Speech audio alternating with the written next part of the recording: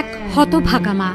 2024 সালের জুলাইতে যখন উত্তাল হয়েছিল শহর, তখন পুলিশের বুলেটে শহীদ হয় তার সন্তান। সোহেলের লাশ দাফন করা হয় রাজধানীর রায়ের বাজার বুদ্ধিজীবী কবরস্থানে। অজ্ঞাতনামা এক লাশ। মা জানেন না তার সন্তানের লাশ কোথায়। তার বুক জুড়ে কেবলই শূন্যতা।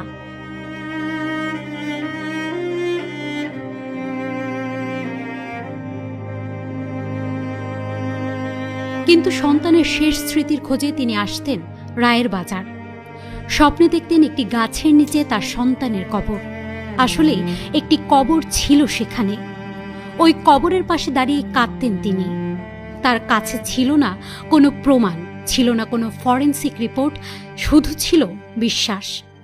আমার দেশ মনে চায় শুনলে কতদিন হয়েছিলাম, আমার যেই দেয় এখানে মারি, আমি এখানে আহি। অভ্যুত্থানের সময় রায়ের বাজারে বেওয়ারিশ হিসেবে দাফন করা 114 জনের মৃতদেহ থেকে ডিএনএ নমুনা সংগ্রহ করেছে সিআইডি।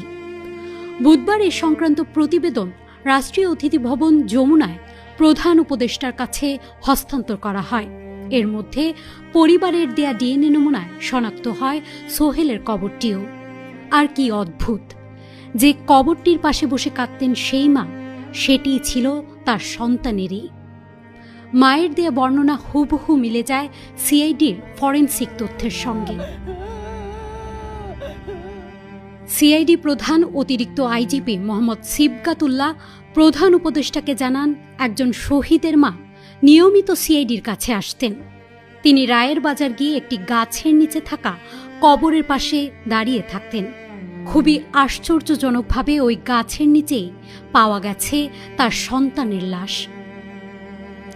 হাবিব হাসান মোহনের তথ্য চিত্রে ডেস্ক রিপোর্ট।